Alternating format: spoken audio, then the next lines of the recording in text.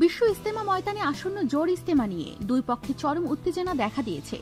বিশ্ব তাবলিগ মার্কাজের প্রধান মাওলানা সাদ কান্দলভির অনুসারীরা 30 নভেম্বর থেকে 4 ডিসেম্বর পর্যন্ত 5 দিনের বার্ষিক জোর ইজতেমার প্রস্তুতি নিয়েছে।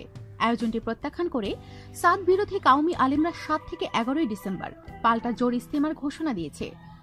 গতকাল দেখা যায় সাদপন্থীদের জোর ইজতেমা ঠেকাতে ইজতেমা ময়দানের 4টি গেটে কড়া পাহারা বসিয়েছে প্রতিপক্ষ গ্রুপের অনেক ছাত্র।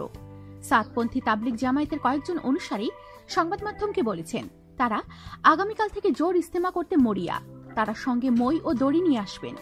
গেট দিয়ে ঢুকতে না দিলে টপকে হলেও ময়দানে ঢুকবেন। এমনকি হেফাজতের আমির আল্লামা আহমদ শফি সাদপন্থীদের প্রতিরোধে প্রধানমন্ত্রীর হস্তক্ষেপ কামনা করেছেন। তিনি গতকাল রাতে এক বিবৃতিতে বলেন, বঙ্গবন্ধুর দেয়া টঙ্গীর মাঠে নবী রাসূলের সমালোচনাকারী মাওলানা সাদপন্থী ওয়াসিফুল ইসলাম গং কোনো ধরনের জোর ও প্রোগ্রাম করার অধিকার রাখে না এবং করতেও পারবে না।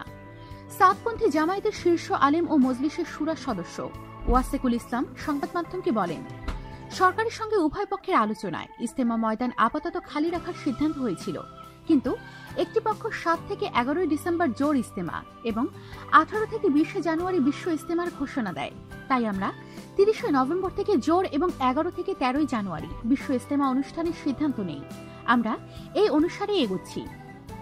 এদিকে সাদ বিরোধী আন্দোলনের প্রধান গাজীপুর জেলা হেফাজতে ইসলামের আমির মুফতি মাসুদুল করিম বলেন, বাতিলপন্থীরা বিশ্ব ইজতেমার মর্যাদা নষ্ট করতে ময়দানে বিশৃঙ্খল পরিস্থিতি সৃষ্টি করতে চেষ্টা করছে। আমাদের সাথেই থাকুন আর অবশ্যই সাবস্ক্রাইব করুন।